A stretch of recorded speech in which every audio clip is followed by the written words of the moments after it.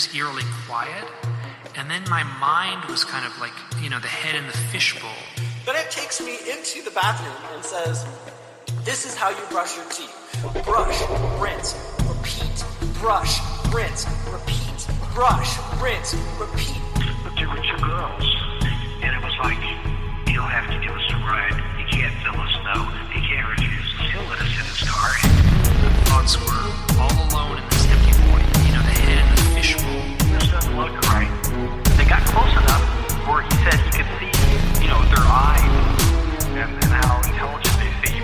This doesn't look right. These gremlin-type creatures. This doesn't look right. No pupils, no iris. 3 fingers. 3 long fingers. And this is when the mental torture. And then it was eerily quiet.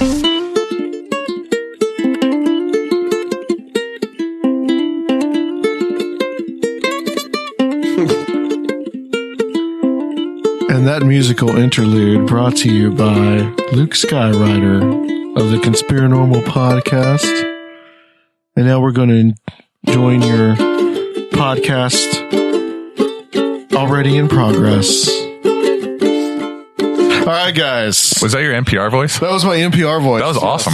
Thank you. Thank you. I've unwittingly listened to a lot of NPR in my life. Anytime that I would go with my father to the park, walk in the woods, whatever, we would always drive back and we would listen to NPR, and it would bore the living hell out of me.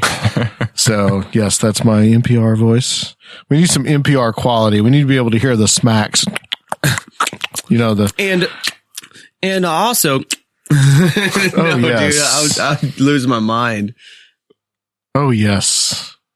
Well, guys, we're here on Conspirinormal. Rob, how's it going? It's going wonderful. All day, I know. No, it's been a few minutes. Hour. We were having some intense discussions earlier. Yeah. Luke, good kitchen conversations. Good kitchen conversations. Yes. Luke, how you been? Awesome, dude. Awesome. I mean, how's life? How's life being a fry cook at a barbecue place? Yeah. I'm the motherfucking fry boy. And we don't have to beep that one out. I mean, it's really cool. I mean, I don't make as much money anymore, but I chose that life because you're all about that life. I'm about that barbecue life. Oh yeah. But I mean, like, it's so much fun. I love the guys I work with. Like, I keep laughing all day. I keep cracking up and yeah, like I said, I took a pay cut, and like we struggle to get by, and like we struggle to pay our bills and everything, and I'm actually like losing money, I believe. but I mean, it's a blast, and I don't mind working there. Well, you get to work with interesting people. Yeah, exactly. Stirring the macaroni and cheese and all that kind of stuff. I mean, I get to see just like the hottest of East Nashville too, in the line all day, and that's one of the things that totally makes it worth it.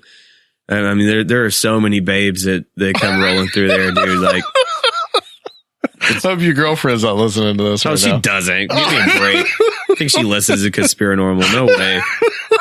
You never know. She might. What's that supposed to mean? No, because like she's interested in like serial killers and stuff. I mean, we should do a show. We need to do a show on serial killers. That would be a good one. I think I could have a guy that we could have a serial killer talk about Ted Bundy. It'd be a great time for me to fall asleep. Yeah. Yeah. Well, any time a Conspirinormal is a good time for you to fall asleep.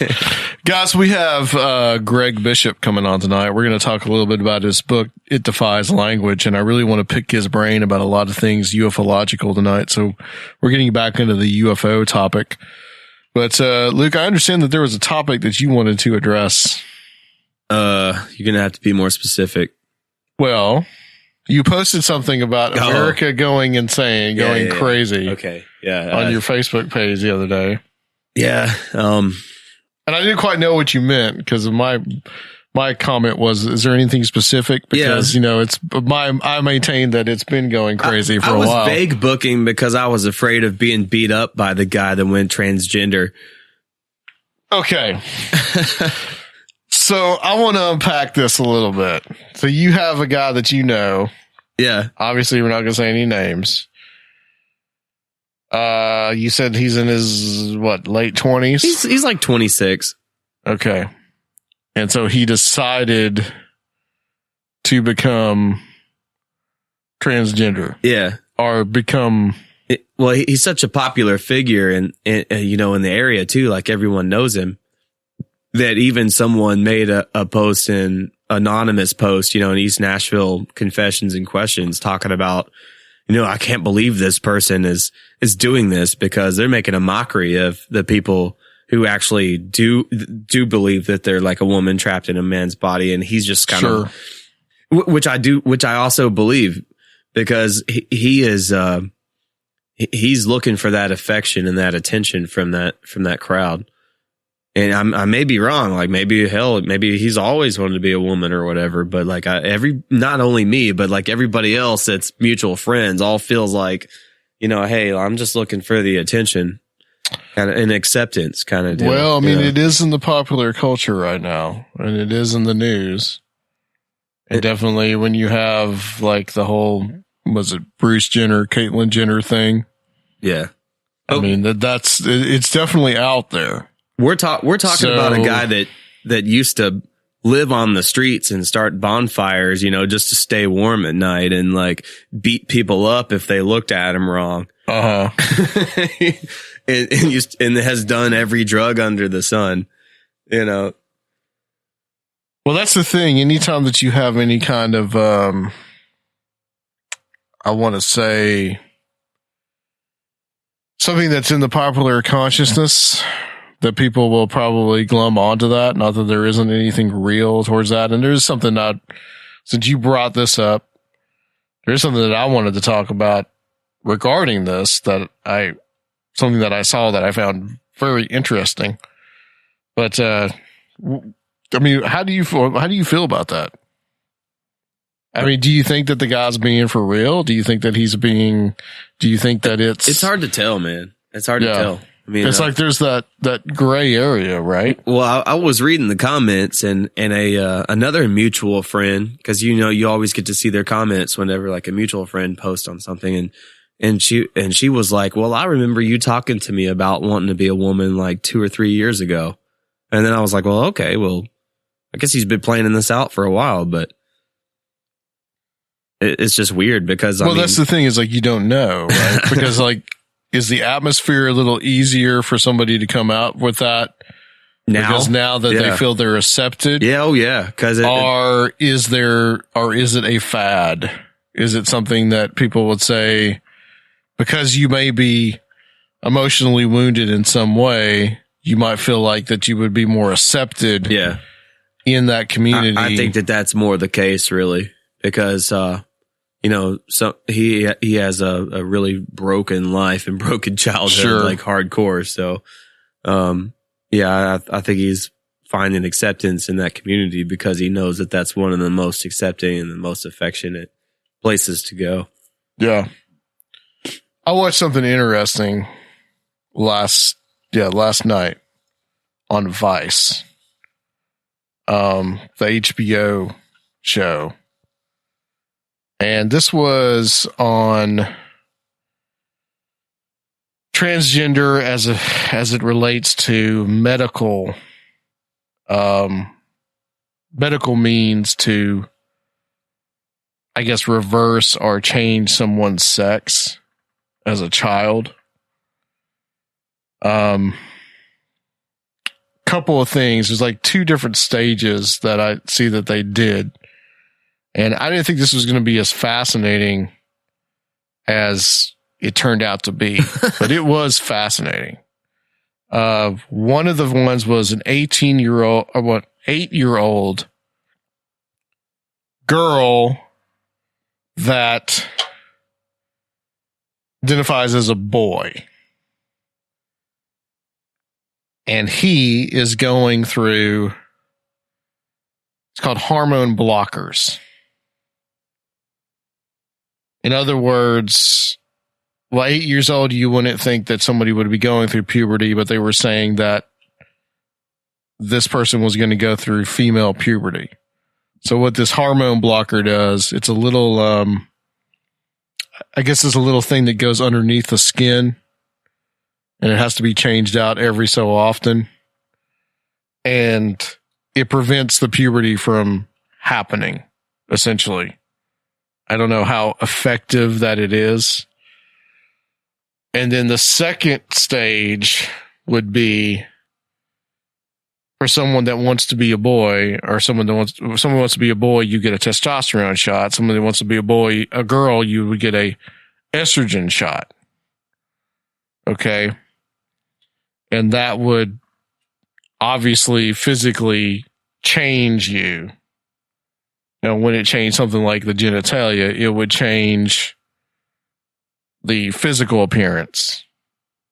In other words, it would probably give a girl, it was like the upper body strength that a man has. You would have that. Yeah. Because you would have all that testosterone. Smaller boobs. Coming into no boobs at all. You wouldn't have anything. You would never develop. Because of the testosterone. It blocks it all together. Blocks it all together. Well, no, they disappear, I would think, essentially. Then estrogen would obviously be the reverse of that. And fascinating stuff. It starts out with a 5-year-old child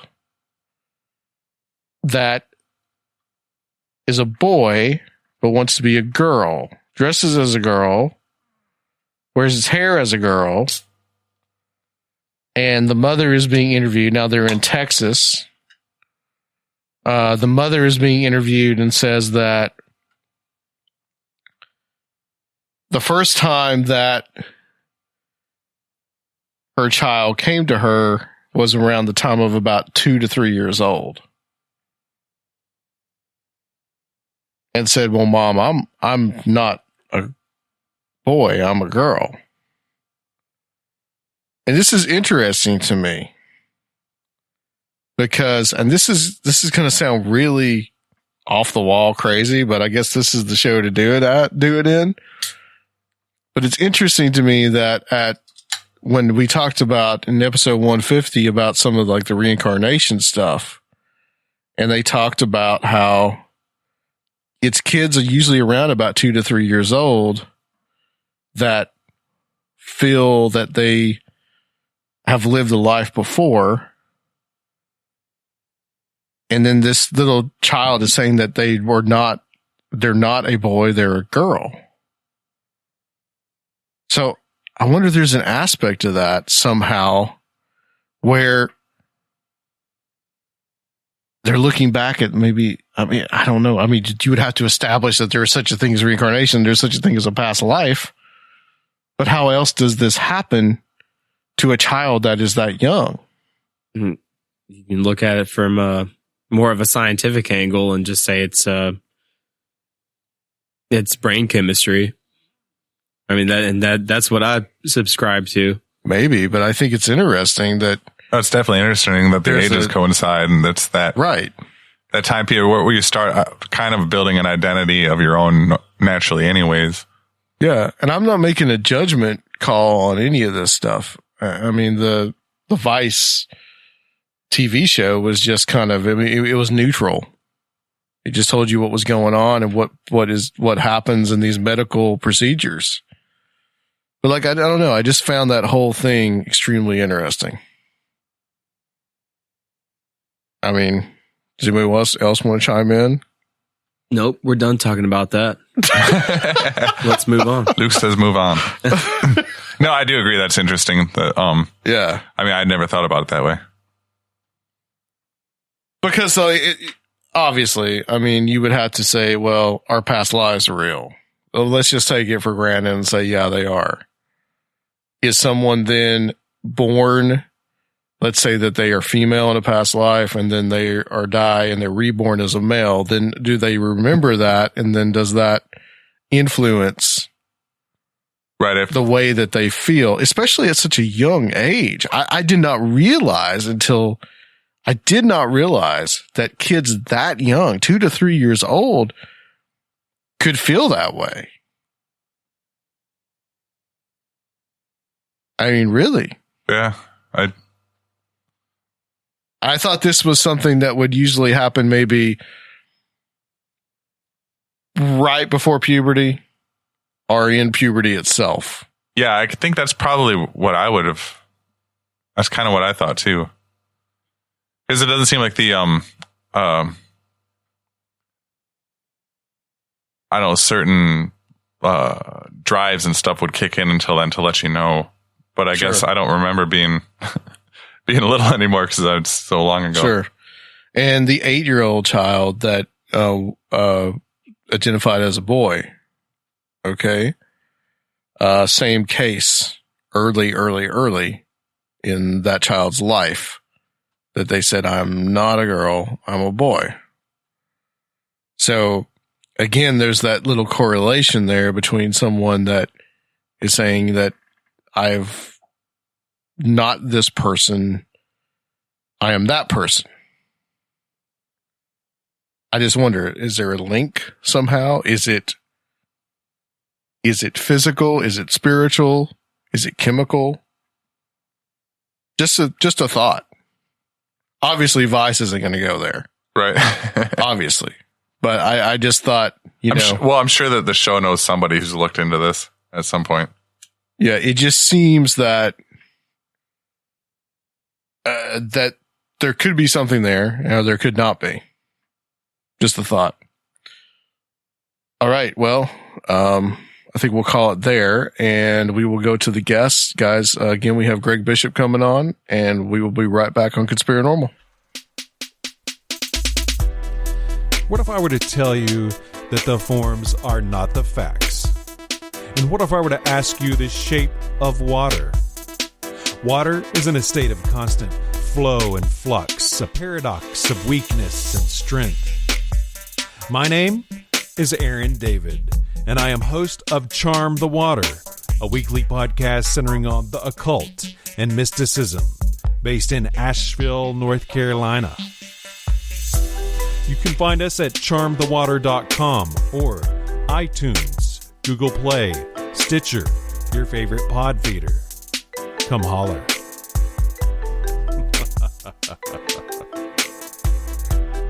Hey guys, we're back on Conspirinormal, and of course this is your host Adam Sane and producer Rob. Hello. And Luke Skyrider sitting in as usual, taking his nap. And we have on the line someone that I am very excited to have on. It's been a long time coming, Mr. Greg Bishop. And Greg is a long-time ufologist. He's been doing this thing for a while. Greg, welcome to Conspirinormal. Thanks very much. I'm not a ufologist. What do you consider yourself? I don't know. I write about stuff, and I'm interested, and that's about it. I really don't know. I mean, I think in some ways I think of myself as a cheerleader for stuff that I think is important, and I after a long time I've stopped complaining about things I don't like about UFO study and kind of championing the things that I do like. So I don't know. I guess I'm a writer and a cheerleader. I guess that's what you'd say. Yeah, that makes sense. Well, like I was saying before, we were talking, had our pre-show banter. You know, you've come up in a lot of conversations. Adam Gorightly has mentioned you. I know that you guys are good friends. Walter Bosley, of course, you know, he's mentioned you. Joshua Cutchin, you guys are friends as well. So, you know, we kind of know and have kind of like circled around each other. So it's a real pleasure to have you on. I guess that I will start out with asking you kind of like the basic question, how you kind of became interested in the subject of UFOs. Like what's the evolution there for you? I don't know, except for what the answer I always give. And sorry if you've heard this answer before. Anybody, you know, any of you guys are listening. My dad used to take us to the library when we were little kids, and he said, "Get 2 or 3 books, and we'll bring them back next week." And then and he just got us in the habit of reading like that from when I could read, probably when I was like 4 or 5 or something. Yeah. And for some reason I went to, and I guess it's section like 001 or something in the Library of Congress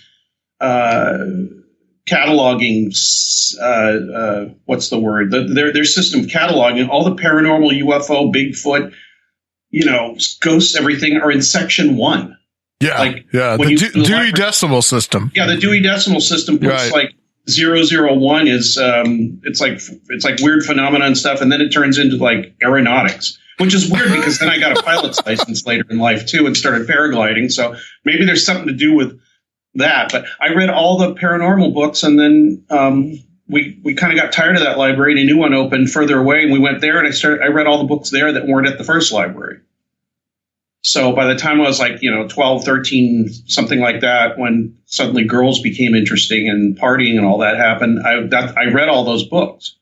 And then I forgot about it till I was about 22 or something, or 23, something like that. And I had a horrible time in my life where I almost killed myself and everything was horrible. And I read an article I read an article by Robert Anton Wilson about Wilhelm Reich, I think.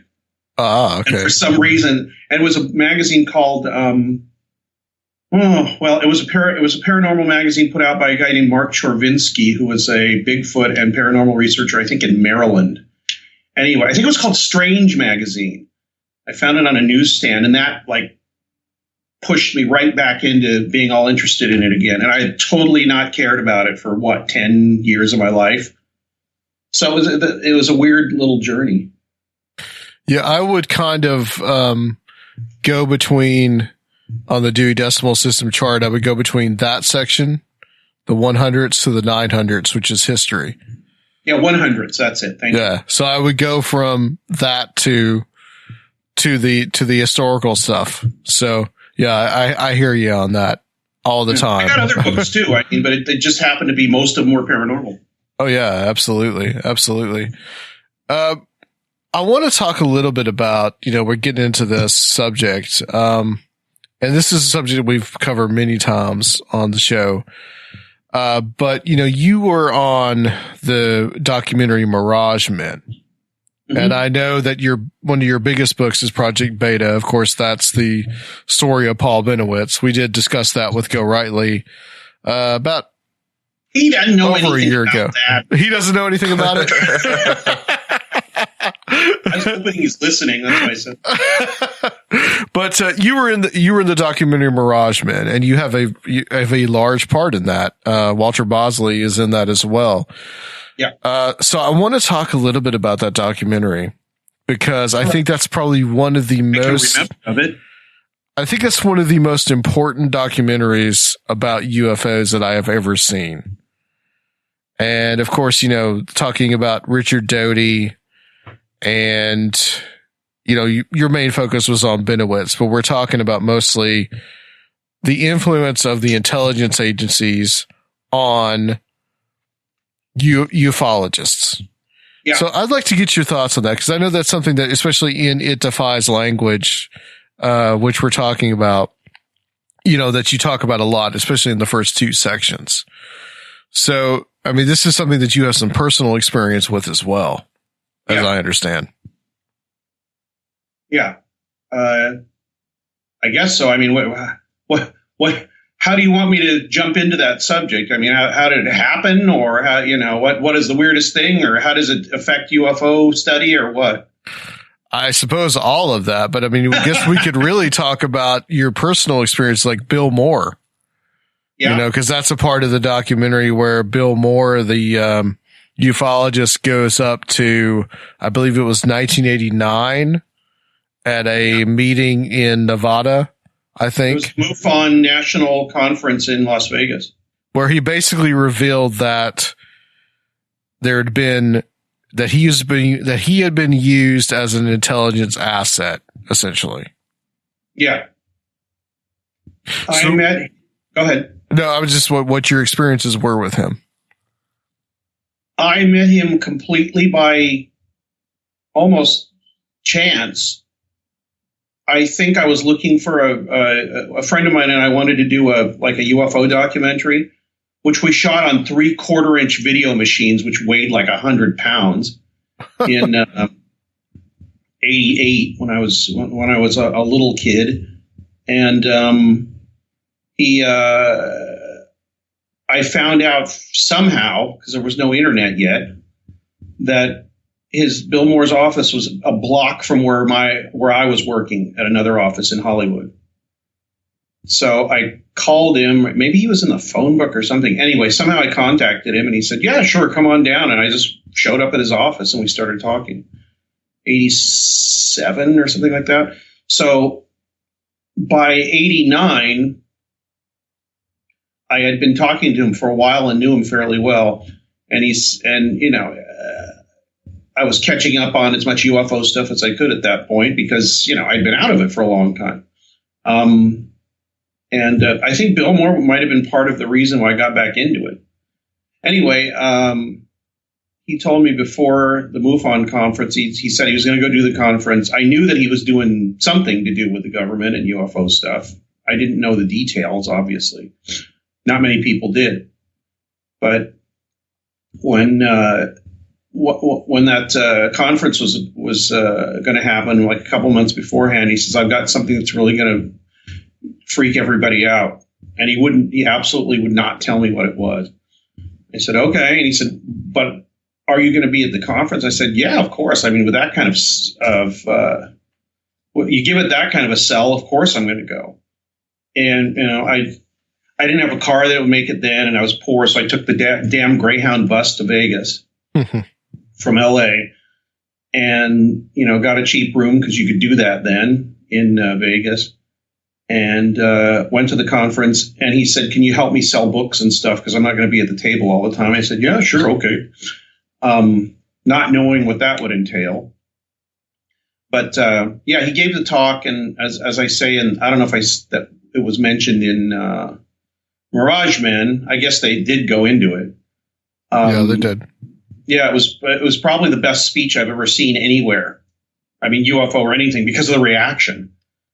They had to stop it like 4 or 5 times because people were yelling, and if they had things to throw, they would have thrown them. I think I said somewhere I should have been selling rotten vegetables outside because people would have used them. But yeah, it was some of the people listening will know what happened. Everybody, he said, look, the government is doing things that you don't know about. They're using some UFO researchers. I'm one of them. I'm doing it because they said that they would give me UFO information. And they have been, and they still are, which is what, he said at the time. They're not anymore. And he said he did it because he wanted, they said that he could find out information about how much the government at the time knew about the UFO subject. And of course he wanted to find that out. So they said, "Well, you'll have to do a few things for us." And he said, "I did not know what those were when I started.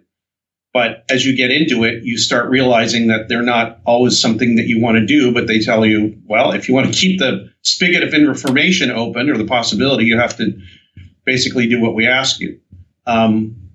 And what it consisted of was, one, telling people like contacts of his, like Richard Doty, what UFO researchers were talking about.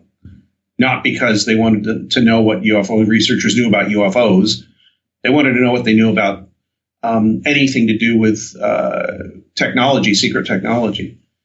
And it's a lot to go into here, but there's a definite connection between people who research UFOs and foreigners who from countries that aren't famous that contact people who research UFOs because they might not know what they're looking at, but the person that is contacting them and saying, "Hey, could you please tell me about your UFO research stuff?" They do know what they're talking about. So they get little bits of information about some weird thing flying through the sky that doesn't look right. And, it's just a little bit of information from them. So the government wanted to know who these people were. So Bill was one of the people who would help them with that. And then he did other weird things like they were trying to find somebody that had stolen a bunch of money from the military or something, and he disappeared. So they had him like search for him in bars in Los Angeles, and they sent him letters from, somebody sent him letters and he had to read the letters off, postcards, exactly as the postcard was sent to him. And then he had to put it in an envelope and send it on to some other place. Just all kinds of weird ass little spy stuff. Anyway, so he was doing this and he was getting he was the first one, him and a few other people in his group, also Tim Good in England, but they got the first copy of the MJ-12 stuff, the Eisenhower briefing document and all that. He also got tons and tons of other,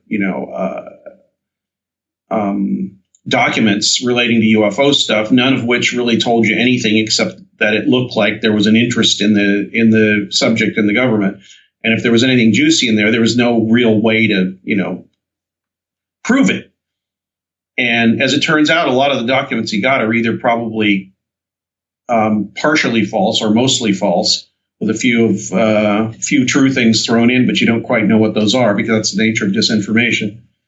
Anyway, he announced that he had made that deal at the UFO convention, and people already were pissed off at him because they knew something was going on. It just made it worse. And he didn't allow any questions. He just said, since I really basically know the questions you're going to ask here. So he asked the questions himself, which really pissed people off. I mean, even more. Why are you doing this? And how can we trust you? And and he would answer the question. Then when it was done, he said thank you and farewell, and he walked out a door in the back, so he didn't have to walk through the audience. Yeah, you can see that footage in the Mirage Men movie, in the documentary. They had some in there? Oh yeah. I can't remember because I have it, and it's really indistinct. I mean, you can just see what he's saying, see him and hear what he's saying, but you can't see what was going on in the room. Yeah, you can hear the booze pretty well. From what I remember from watching the film. What currently right now, I mean, how much disinformation is in the ufological field? I mean, are we talking about that? Is it something that is just extremely rife right at this moment? I don't know. I don't think so, because at the beginning of one of the chapters of Project Beta, there's a quote: "UFO researchers are perfectly capable of disinforming themselves," and I really believe that. People that are involved in this subject, really, a lot of them are involved first because of a belief, which is starting off on the wrong foot right away. And they don't let anything get in the way of that belief. Sure. So you don't really have to lie to people about what's going on, because people have this idea that the government knows what's going on, and this is just my theory, that the government knows what's going on. They have information about UFOs. They had information about some deal with aliens or something like that. There is no way to prove it. Not yet. No, Nobody has proved it at all. It's just government people saying so. And I don't know, if somebody says something that you believe and there's no way to prove it, I have huge doubts as to whether that belief is founded in anything, especially if it's pushed so much, and I don't think, and the disinformation isn't there to tell people, to cover up what the government knows. Maybe it is partially, but I think it's mostly just to cover up ignorance, and two, to get them to leave them alone. Yeah. In the past, I think it was used, and this is just me because, obviously I wrote that book and the documentary I was in that and talked about it. So this is my point of view. But I think that the main idea behind any kind of disinformation was to misdirect people away from anything important having to do with national security or advanced technology or anything, steer them in a direction that steers them away from that. And two, get people that are interested in that, namely foreign nationals and people who shouldn't know that information, to come calling and see who those people are so they know who to watch. Yeah. They get involved, start feeding them some junk. And the other thing you can do with feeding people junk is you can say something very secretive to one researcher and say, this is just for you, and this is what's going on, and there's a project over here, and if that gets out anywhere, if they hear it from anybody else, they know where it came from, and they know that person they know who that person talks to. So I don't think it's used to cover up the UFO subject. I think it's used for everything but. Yeah. Because I don't think the government knows what's going on with UFOs either. If they do, right, they don't know how to control it. They just can't, because it's so, this is part of my grand, stupid, conspiracy themed idea. Well, it's not conspiracy themed, but that they don't know what it is, but they sure know how to use it for whatever they need to for earthly ends. And they don't know what's going on. They can't control it. And the really scary thing, I think, for somebody who is into control is that the experience for people is extremely individual, and you can't control that experience or control the perception of it if people have an individualized experience. Does that make sense? Yeah, it does. It does make sense. And if you're into control, which these people are, a lot of them, control and power, anything that looks like it can deal with people on an individual basis and bypass your control and power is to be ridiculed, covered up, or whatever. Yeah, I don't run around saying that's that's really what's going on, but that's one kind of strong model I use. Yeah. See, in the 90s, I guess primarily because of the X-Files, and primarily I think because of the mythology that grew up because of, well, things like Paul Benowitz and then the Dulce bass and all this stuff, the aviary. You got this mythology that built up, and I really thought, okay, the government knows something, they're hiding something. Now, 20 years later, I just think that they really don't know, and but they see a generally strange phenomenon, something that is going on, but we don't know exactly what it is. But they use that in a means of disinformation to cover up things that they're actually doing. Yeah, and to cover up the ignorance and to get people, serious people to not pay attention to it, because if they do, there might be a way to figure out what that thing is. I don't think they control it. I don't think anybody can control it. Right. And it might not be something that, it might be something that's complete. In fact, I'm pretty sure it's something that's completely out of our ideas of what control and any way of confronting it as a race or whatever that you can do. It's so, whatever it is so alien, I hate to use that word, to what we do, that there's no way to codify it. There's no way to say this is what this thing is. I think there's a lot of ways to say this is kind of like what this thing is.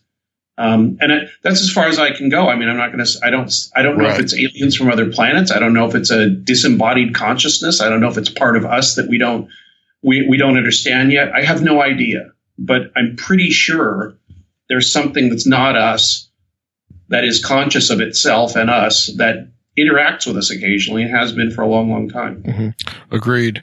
What do you think about it? I don't want to belabor this too much, but what do you think about Tom DeLonge? I mean, all this that has gone on with him, and is he just being used as another dupe? I hate to use the word dupe, but I don't think what's being told to him is what one group of people thinks is going on and wants us to think that way. Yeah. I don't think there's a big revelation coming out about it. I think it's like saying, let's see, Alex Jones has a completely different idea of what's going on in the government or with world powers than most people do, but he has a big megaphone to do that. Mm-hmm. So a lot of people listen and a lot of people believe what he's saying. This is what this small group, I think or maybe not so small, but anyway, a group inside the government is doing with DeLonge. I think they want to get a certain idea of what they think is going on out, sure, right or wrong. I'm pretty sure it's not completely right. And they found somebody who is very receptive to getting them to do that. And it was emphasized, I think, on the Coast to Coast the other night that, DeLonge contacted these guys. They didn't come to him.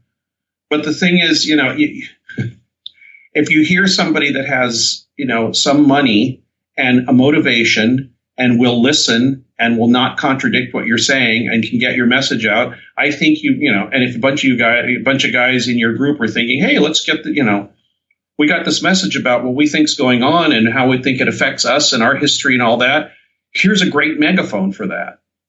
Yeah. And then I think they have certain ideas about what's going on and they want to push that. But that's not the whole government. It's just part of it. Right. The government is not this big thing where, It's like ufology. There's factions in it. There's factions in any human, interest group. Well, it's like he thinks that the government is feeding him this, himself. Well, parts of the government are feeding him right. this. It's going straight to him, and I think it's just like, for my model of it is it's just like Victor Martinez and that Request Anonymous guy in Serpo. Yeah. What they did was they fed him information and they said, put this out here. We want people to know this. And as soon as he started changing what they were saying, they said, stop it. Stop changing. He was editing it because the grammar was bad or whatever. And they said, stop doing that. He's an English teacher. He couldn't help it. And he couldn't stop it. So they dropped him and picked up Bill Ryan and let him put out the information. It's the chapter of the title of the first chapter in my book is, do you remember what it was? Well, see, I have the book here. Read me the chapter title. I'd have to pull it up on my Kindle. Okay. But the first chapter, chapter 1. I'd like to talk a little bit about the Project Serpo stuff because, I don't think these guys have ever heard anything about it. The first chapter is called You Play the Game or You Get Nothing, Government Spies, etc. That's what's happening with DeLong. If he doesn't play along, he gets nothing. Yeah. He got himself into this because he said, look, I'd really like to help you guys out with some of these things I heard that you want to say and want to get out to the public. And they said, okay, fine. But if he shows them ever that he has his own idea about it or wants to change it or disagrees with them, he will be dropped immediately. Sure. Yeah, sure. Absolutely. I don't think I don't know. I'm not in the middle of it. I have no idea. This could be completely contradicted by something that he's going to say later or some revelation or something. But as far as what I've heard, that's what it sounds like to me at this point. But the patterns, having researched Benowitz's case, writing a book about it, you see the patterns and some of the similarities between him and like a Paul Benowitz or a Bill Moore even. Yes, I do see the parallels. Unfortunately, it's one of those things where I've got a certain view of this because what I've looked at, studied, who I've talked to, and seen the results of it. And this has a lot of the earmarks of the same thing. Like I said, I could be wrong and something incredibly revelatory will happen. It'll change a lot of things. Yeah. Based on the history of when this has happened before, I think it's going to get to the point where nothing of substance is revealed, or if it is, there's no way to prove it, and it will fizzle out, and it'll just become part of the mythology like everything else. Sure. Yeah. I hope not, but that's, if you ask me to, give a prediction, my over under would be, I think, something in the 90 percentile of it's just going to fizzle out and really not make any difference after a while. Yeah. Let's talk a little bit about Project Serpo because this is an interesting thing. And of course, I don't believe a word of it, but I think these guys would probably like to be filled in on what that is. And just kind of like, somehow that was kind of debunked eventually. Well, the beginning was, and there may be details that I am missing out on, but this guy, Victor Martinez, who was, I guess, kind of an internet researcher or a low-level kind of researcher, he started getting these messages from somebody in the government who called himself Anonymous or Request Anonymous, and they said, these are things we would like you to send to your mailing list. And the mailing list was a whole bunch of UFO researchers. I was on the mailing list. I used to get these things.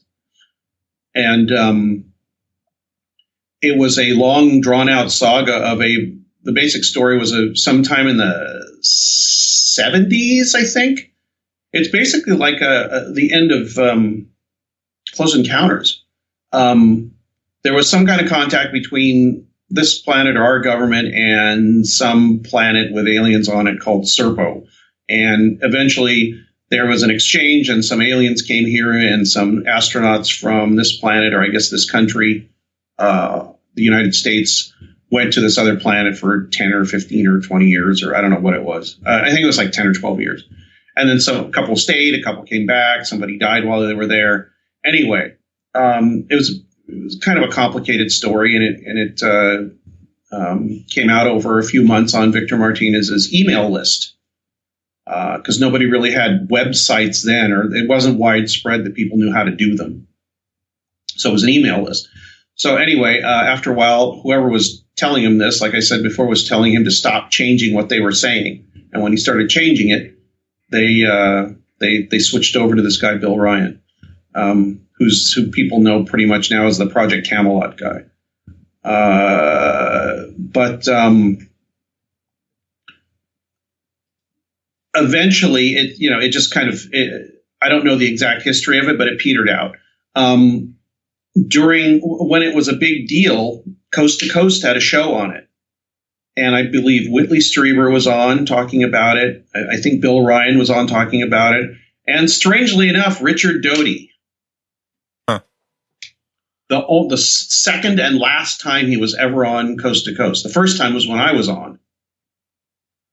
He came on and basically took over the show, which was fine by me, because it made it a good show. And the fact that, that Doty was on there talking about it, a lot of people started to make connections. Some people did some really deep research and found out some of the emails that were coming out, or at least associated with Serpo, were coming from a server in New Mexico, or at least in New Mexico where he lived. Maybe even his IP address. I can't remember, but they found, and then he said, I'm not involved at all. In fact, he stopped talking to me when I wrote a piece called Serpo was a Big Fat Fake. I don't like what you wrote. I don't like what you associated me with, and I don't want to ever talk to you again. Which was, it kind of made me sad, because I enjoyed talking to him. No matter what you think of him, he's an interesting character. Right. But I'm pretty sure he's involved with it, because he got very upset when I and other people pointed out that he was, or suspected that he was, to give him the benefit of the doubt. Anyway, but the point, the only thing I could figure out, and also talking to a couple people, why would this person care about grammar and sentence structure and spelling and all that? Why would they care if he did that? It makes no sense whatsoever, unless they're extreme control freaks. Like, I want my misspellings and bad punctuation in there.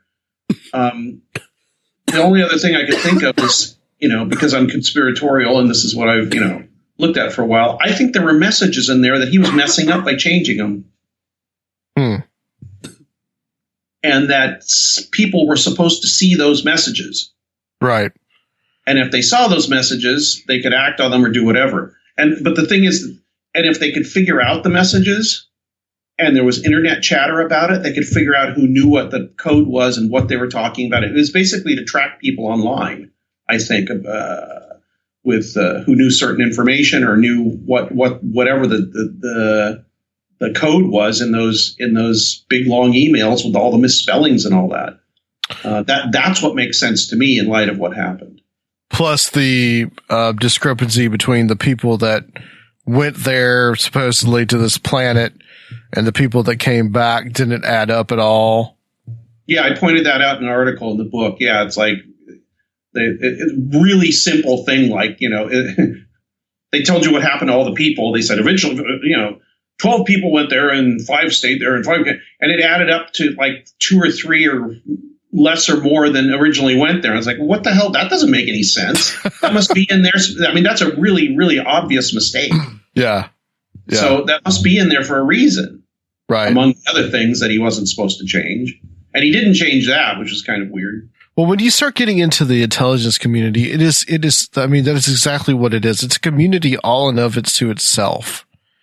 And it's like they have their own language and they're obviously their own code and their own reasons for doing things. I mean, it's alien in and of itself. Yeah. Well, you talk to, you talk to any group of people that's doing anything and they're going to have their own methodologies and lexicon and everything. It's just the way it is. That's what happens with groups. But especially if you're doing, stuff that is basically spy stuff where people aren't supposed to be able to figure it out. And everything you do is to misdirect people so that they can't figure out what you're doing, so you can do your work without, and get better, purer information and pass along better, purer information without it being intercepted, adulterated, or whatever. Because for spies and intelligence people, information is like, it's more valuable than anything. It's like money to them. Yeah. Well, one point about Project Serpo that I've always found interesting is that, to me, it's just like the end of the movie Close Encounters of the Third Kind, where they have the people ready to go on the UFO, and they, of course, the aliens come out and pick out Richard Dreyfuss. I mean, it's just like, this is derivative of a movie. You know, it's like they're just using a plot from a movie and just recycling it. Yeah. Well, either that or people said, well, you know, what really was happening was that the government was sort of revealing what was going on by telling Steven Spielberg this, and that's why he did it. Right. That's used, you know, I seriously doubt that's going on, but maybe it was. And he did that because somebody wanted people to think that. I don't know. Yeah. It's like a feedback loop in a way. Yeah. I don't know. The thing is, I don't take anything as gospel at all. You know, it's just kind of like, these are ideas I have. This is the filter I put it through. I realize it's my own filter, and there could be other ways to look at it. And there certainly are. And some of them I agree with, and some I think are total BS. For the title of your book, the latest book, It Defies Language, what do you mean by that phrase, it defies language? If you want to talk about weirdness, especially UFO stuff and the paranormal, language limits limits the way you think. And this is not my idea. I mean, it's tons of people have had this idea, but language limits what you can think about. Because if you don't have a word or a concept for something, you can't discuss it. It's not even part of you're not even thinking about it. Yeah. So the phenomenon in itself defies the language we have to describe it, I believe. So we only have certain way to look at it based on our way, you know, our language and how it encodes how we think about it. And that, you know, and there may be a way to get around that, but it's basically talking around the subject using metaphors and doing something that might be akin to producing art. You know what I mean? And the way I came up with the phrase is Red Pill Junkie was doing the cover for me. And he keeps asking me, what's the title? I have to put it into the graphic for the front of the book. And I couldn't think of a title. I was like, you know, some of them were like, you know, what was it? Disinformation. I can't remember. There were a lot of like silly titles I didn't like. So one time I just put myself into this weird state of mind. I mean, I didn't take drugs or anything. I just kind of sat there and defocused my brain. And I just started writing out phrases that came to mind, just like out of nowhere. And I had about 10 of them. And one of them, oh, that was it. I didn't do it that way. I defocused my mind. I took a long essay by William S. Burroughs, and I put it in an online cut-up generator. So I took an essay by Burroughs that I really liked. I think it had to do with, you know, I can't remember what it had to do with, but I put it in. You still there? Yeah, I'm here. Mm-hmm. Yeah, I put it in an online cut-up generator, took all of his words and jumbled them into, you know, like 5 paragraphs of gibberish, completely non-connected words, just randomly. And then I sat there looking at the words, and anytime a phrase came to mind while I was looking at it, I would type it out. Like there'd be 15 words that made no sense, whatever, but it made my brain think of a phrase or a sentence, and I would type it out. And at the end, and I didn't even know what I was doing, and I didn't even know what I typed till I got to the end, and then I looked at it to see what I typed out, and one of them was that phrase. It defies language. And I sent that to Red Pill, and he said, okay, you know, and that became the name. And I liked how I came up with it. It was exactly the kind of thing I'd want to do to come up with a title or something like that. It wasn't done analytically. It was done completely, almost subconsciously, forcing myself to subconsciously come up with something. Yeah, I mean, it's a great title, and it's an appropriate title. Because so much in this stuff, in this material, does exactly defy language. Yeah. It defies conception.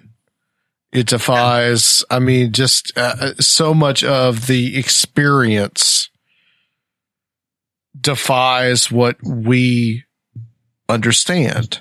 Yeah, so stop trying to figure out what it is, because what it isn't is much bigger and sitting out there laughing at you when you try to figure out what it is. Right. Exactly. You know?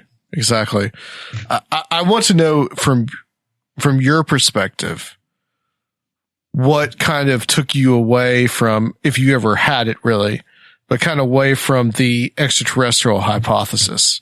I mean, what like events that you studied, or maybe even events that you had personally that said, you know, hey, there's more going on here than just a nuts and bolts spacecraft or a physical biological entity? You know, what pointed you into that direction? Probably reading books by John Keel, Jacques Vallée, Greg Little, Keith Thompson, Jim Brandon. And the other thing is, one, being tired of it. Like, Jesus, are we going to talk about people coming here in ships from other planets again? Jeez, can't you talk about anything else? Yeah. And, you know, and just what I said there was the other part of it. You know, how just being annoyed with people that could not get off that bandwagon. Right. It very well may be true. I'm not throwing it out as a possibility, the ETH. I'm just tired of it personally. Yeah. And there's no way to prove it at this point. It's what we think it is. And it's not what we thought 100 years ago or 200 or 300 years ago, whatever. There were some people that thought it, but people didn't say people were coming here from other planets. They wondered if that could happen. There were stories written about it in the 18th, 19th century. I think maybe even the 17th century. But it didn't become a model, I guess, until sort of maybe the early 20th century, maybe it's coming up into the 1920s and 30s with Pulp Fiction and science fiction, and then really getting codified after World War II with Kenneth Arnold, etc. And that's all we've been working with. It's like, it's temporal, what's the word, chauvinism. You don't think about what happened before and what people thought before. You think, well, this must be right because we're so advanced now. It's like, I don't agree with that at all. Well, I think at a certain point, the spirits and fairies and those ideas, as we became more industrialized, as we entered into the quote unquote space age, that it just became aliens. That our experiences got reflected back to us in a way. Well, that, and the thing with the language limiting you, if all you have to describe these things are specific things like aliens and structured spacecraft, things that you don't have the word for, they don't even enter the conversation. They just stay off the table. Yeah. And what I'm trying to do in a weird way is talk around the thing that it might be, so that might come closer into focus, or even to defocus, like I did when I came up with the name of the book. Just defocus the attention and see what happens. Mm-hmm. I think that's really important to do, because looking directly at it hasn't worked. Or it's given us a specific idea, and then people just keep trying to prove that idea. And that to me, that just personally turns me off, because it shuts down so much so much variety in what you could talk about, what you could theorize about. And I don't have any problem with theorizing and having 100 things be wrong. It's very interesting to me to find out, to say a bunch of nonsensical things and see if any of them stick. Yeah. Because the UFO thing says all kinds of nonsensical things to people. Mm-hmm. If you start looking at reports, there's some wacky stuff out there, and nobody ever talks about it. Look at Albert Rosales' books. There used to have a site, but just that humanoid sightings reports thing. He has thousands of them, and almost none of them conform to what we think about as aliens now. Yeah. They range from, luminous clouds of gas to slimy things to things with tentacles and feathers. And it's like, wow, what's going on there? I think I think we're contributing a lot there with metaphors that make sense to us, even though they come out as looking completely insane or sounding like it when people tell us about it. Well, one of the phenomenon that I find interesting, and you talked about this in an interview with David Weatherly not too long ago. Oh, you listened to that? Good. Oh, yeah, very good. I enjoyed that. I really enjoyed the interview. The idea that, okay, from probably the early 20th century on, you have many different kinds of contact experiences with many different kinds of beings. Okay, you got the contactees, the George Adamskis out there, that, you know, the Nordic aliens, the Venusians. Okay, they are from Venus, or they are from Mars, or they are from somewhere in the solar system. And then we find out, hey, there's no life on Venus or Mars. So then they become the Palladians, or from Zeta Reticuli or something like that. And then there's almost this change around about probably the 70s or 80s that you get the Greys coming in. And then all of a sudden that goes into popular culture. And all of a sudden everybody sees the Greys, especially after Communion comes out. Yeah. Okay.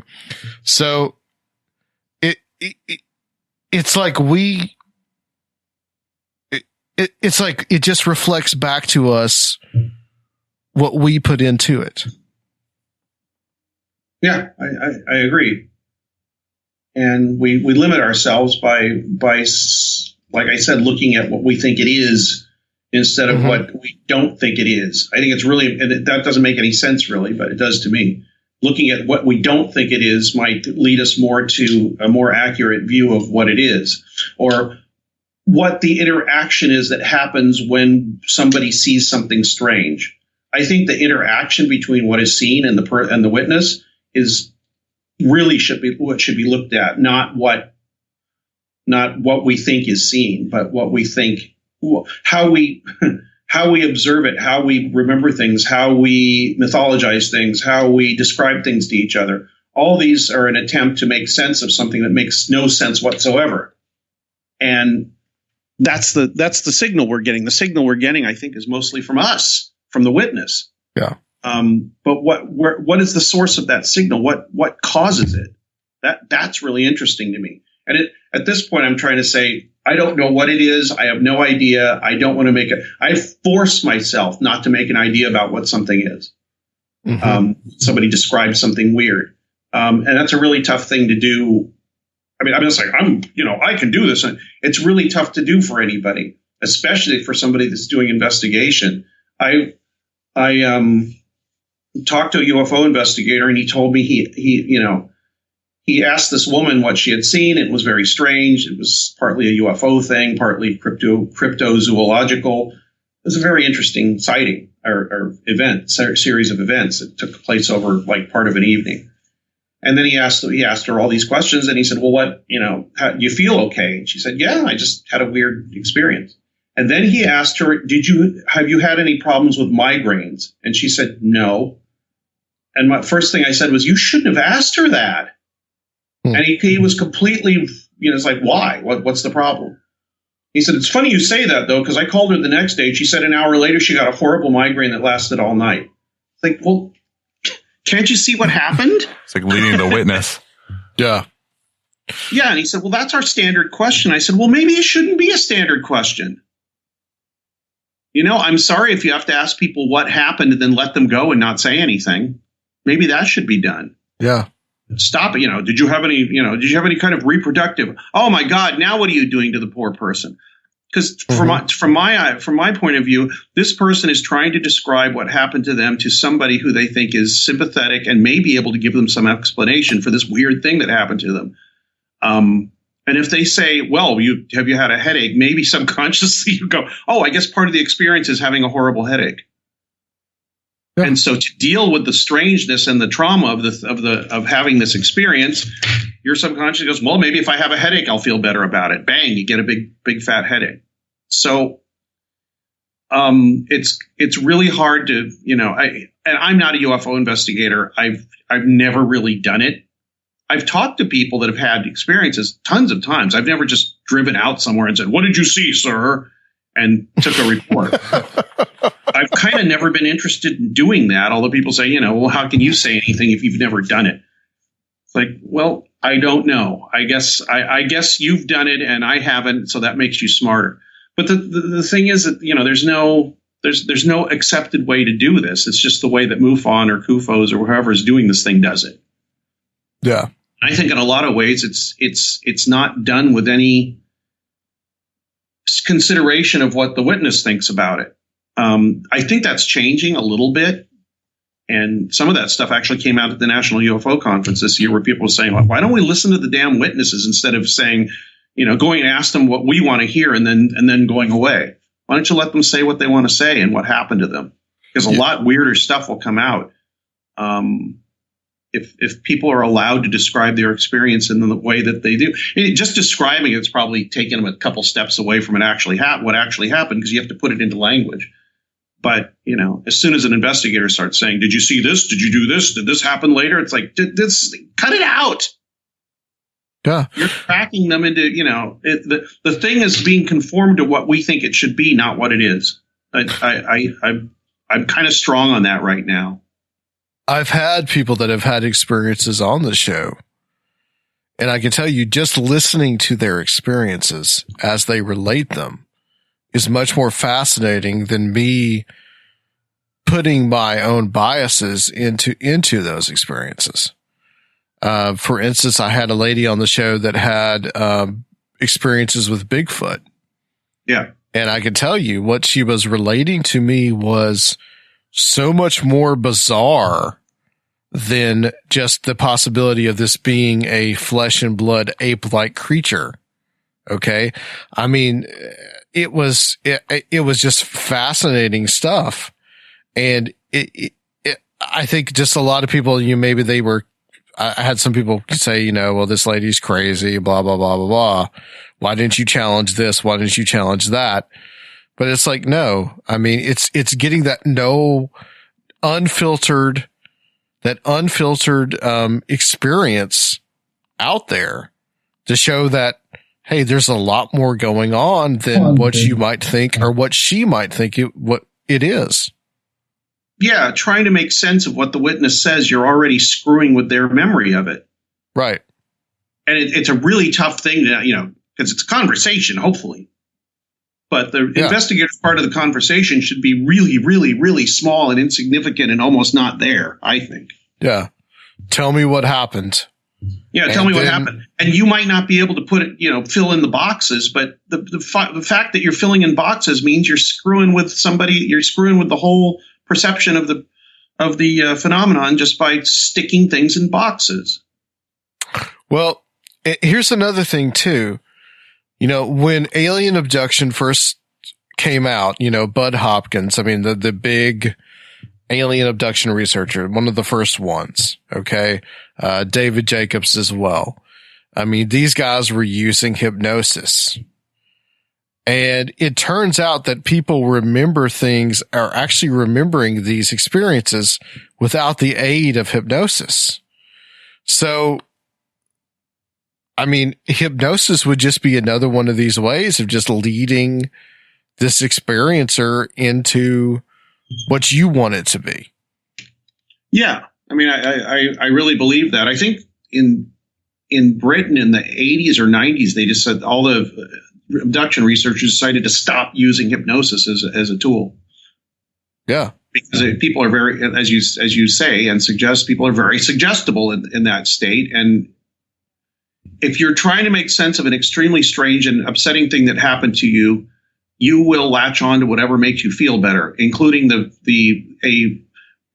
a researcher who is supposedly acting as, they don't say that, but they're basically acting as a therapist.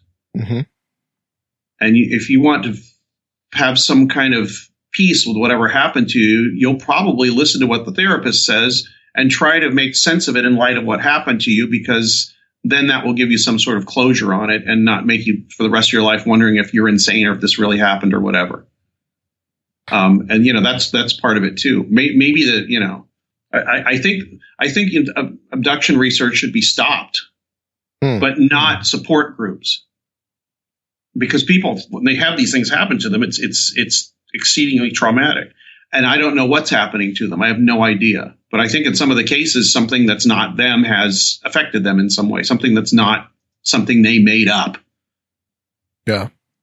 And to have them be, if people were free to talk about that from the beginning without having somebody there that had an idea what was going on, I think the mythology surrounding it and what we think about it would be a lot different. And it wouldn't be so focused. It might be more underground, which might be a good thing. Yeah, I not agree. Have TV shows about it and movies about it and big books about it. And, that's the way we do things. But I think that kind of screws up, it tracks our perception, as you say. Well, here's the thing. A lot, and I've been thinking about this for a while now, is a lot of the things, like I mentioned the X-Files earlier. Okay, this was obviously, it came back last year, but this was a show from nearly 20 years ago, right? Yeah. And that whole mythology was nearly 20, even 30 years ago.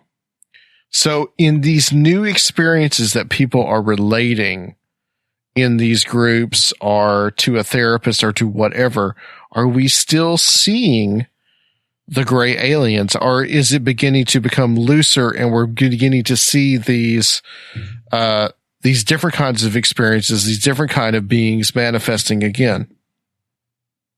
I don't know, because I'm not an abduction researcher, but I do notice what people are talking about. And like I said a little while ago, one of the things is they're trying not to track people into something. Some researchers are trying to let people say what their experience is and not influence them as much as possible. And some of them actually insist, some of the witnesses insist, like, look, do not tell me I saw aliens coming into my room with big heads and all that, because that is not what I saw. Yeah. That is not what happened to me, and it's not making me feel like a victim or whatever.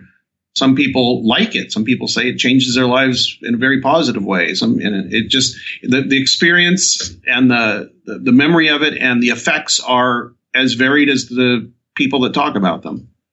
And right. And they should be. And I think that's being accepted more, which is a good thing. Yeah, I have a feeling that the age of the grays is kind of going away. God, I hope so. And that is indicative of the fact, that should prove right there that, these are not extraterrestrial. These are beings that are showing themselves as this, and now they're morphing into something else because we've gone on from what it was 20 something years ago. I'll be even more radical and say we should stop saying they're beings and making an assumption about it. Yeah. These are beings that are do something. I don't know if they're beings. I don't know if are they something that affects your mind that's not even physical, and you have to, and it becomes physical like a tulpa or whatever. I don't know. Like, things I say sound completely insane. It's like, what is this airy fairy stuff? It's like, well, you know how most people think about what this is that they think it's completely insane, off the map, and not, that the people that have this happen to them don't have them, aren't all together. Mm-hmm.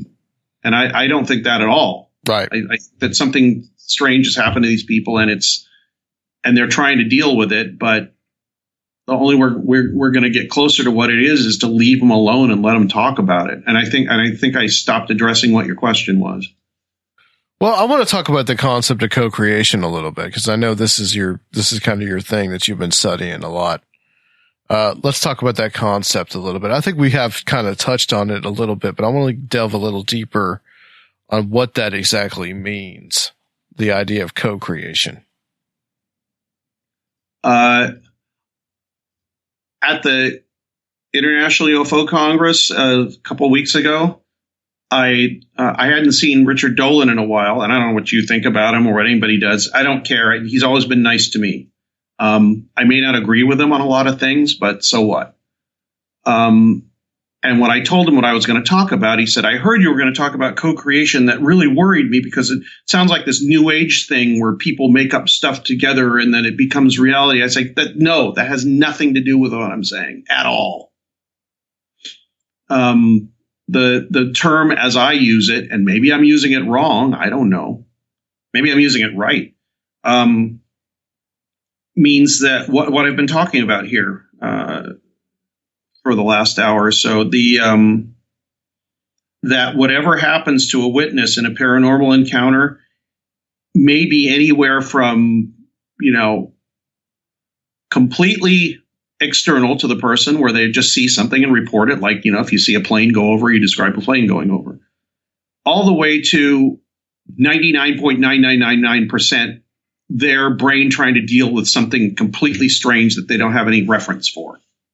And I have a feeling it's closer to the 99% of your brain trying to make sense of it, and your nervous system and your visual system and all that, trying to make sense of weirdness more than there's an external weirdness that anybody could describe.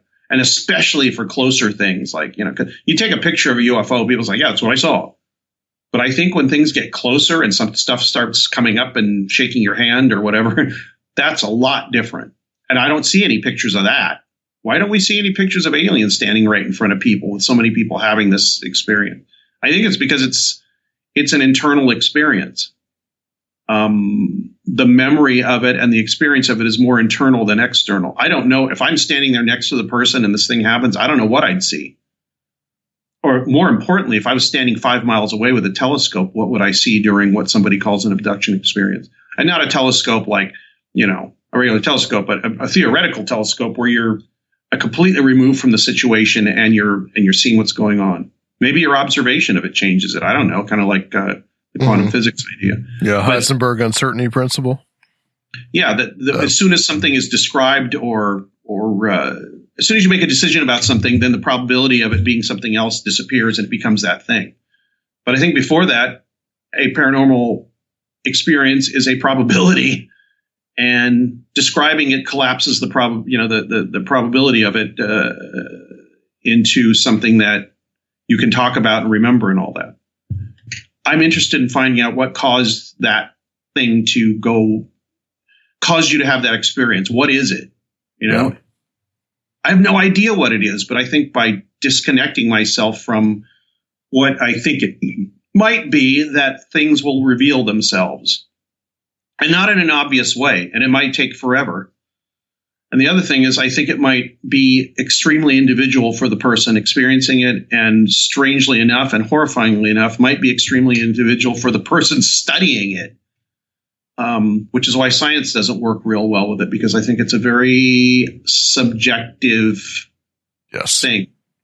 It's extreme. A UFO or a paranormal experience is really subjective, and for science, doesn't deal with subjectivity very well. And that's not to say that it can't. But well, I was going to say that the methods, I think, should still be applied, because earlier, when you were talking about, an interviewer's ideas or biases being involved in the process, that's if you took a more methodical approach to removing variables rather than introducing them, which is more of a science or scientific approach. I think that's really important. But I also agree with what you're saying. It's really important to kind of remove yourself kind of from the system and just observe it, because there's a lot of evidence out there, but it's this huge giant pool of tiny little bits and pieces, and to go into it and think that you have like these real solid beliefs is just kind of silly. I think your idea is a lot better to just kind of sit back and take all the ideas in and kind of let them sift through and just kind of see where it lands. Yeah. And that's not real good for TV shows, movies, and books. It just isn't. And I'm saying this as somebody who's written stuff and occasionally appear to talk about it and all that. I like doing that. It's fun. But I didn't do all this, whatever I'm here appearing to talk about, I didn't do it so I could appear to talk about it.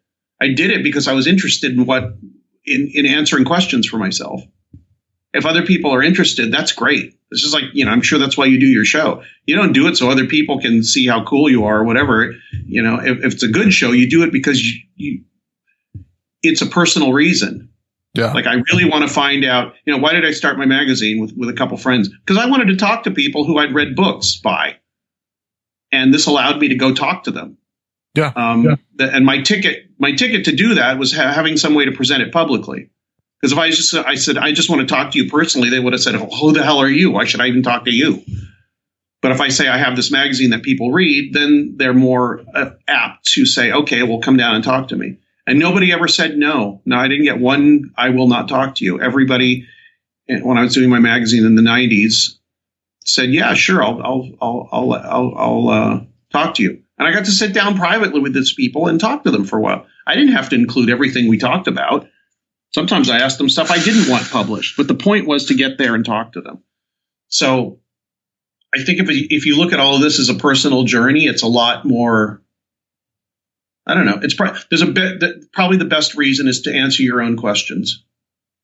Yeah, I agree with that completely, because doing this show, I mean, I can tell you, I've changed quite a few of my ideas from when I began 5 years ago doing this to now.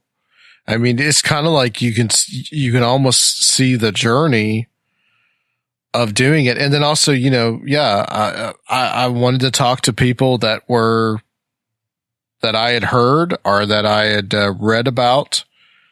And it was just important to try to talk to those people and get them on record to telling their stories, telling their personal experiences are the things that they're studying.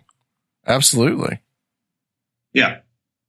And it's good that you say you think ideas have changed, because that's another thing. If you can't evolve your ideas or change them, then get out of it. Go do something else. Yeah. Go race cars or play football or something. Don't come into this field and have fixed ideas, because you're just after you either now or 5 or 10 years from now, you're going to sound stupid to a lot of people. Well, and also at the same time, from exploring a lot of this material, it's hard to be an absolutist as well. Yeah. It's hard to deal in some kind of like absolute, this is the way this is the way it isn't, and I'm perfectly fine with that.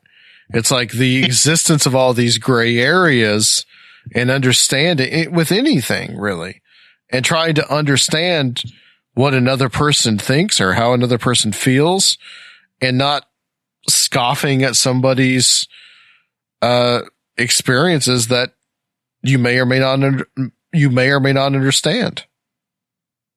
Yeah. I know some people that are kind of more skeptical, and I know people that are kind of more believer. And sure, there are people I know who mutually can't stand each other. Yeah. But it makes me happy that I can talk to both groups. I'm more attracted to the UFO crowd because that's just where I come from. Yeah. But I also can see when somebody says, calls BS on something, that in some cases they're right. I'm not going to reject that just because it goes against mine or some friend's belief system or whatever we think actually happened on anything. It's always got to be ready to change your mind on things. That Chilean UFO video thing that Leslie Keane reported on.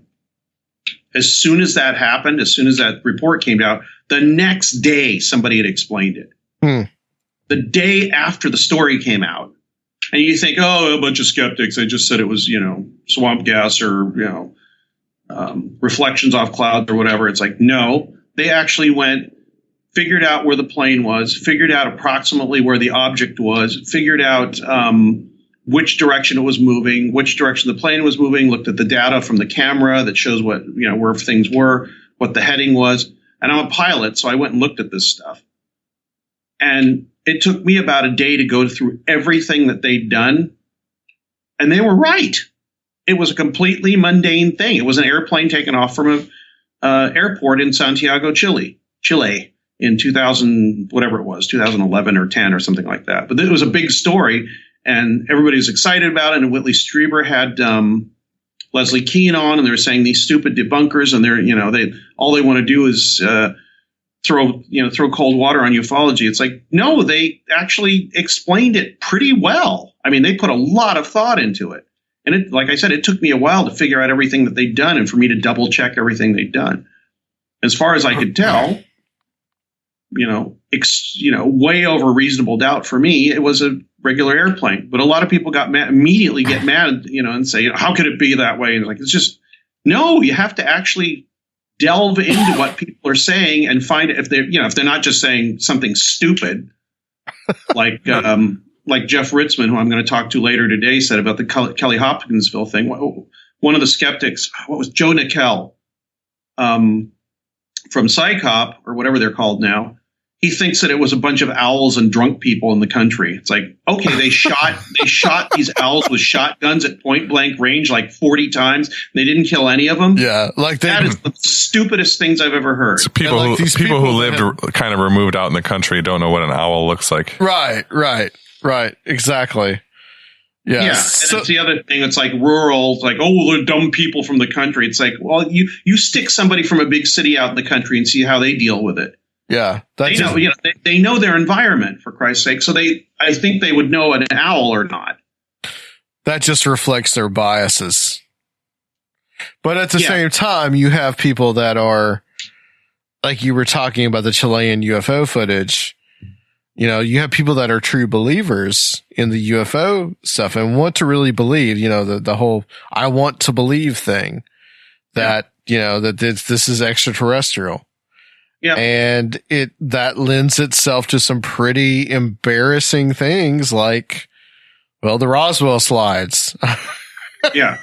And I will say here now, I'm not putting down Whitley Strieber. I love Whitley Strieber's writings and ideas, and I would never say that he was deluded or stupid or anything. I think he's a really important voice, and he still is, no matter what people think of him on either side.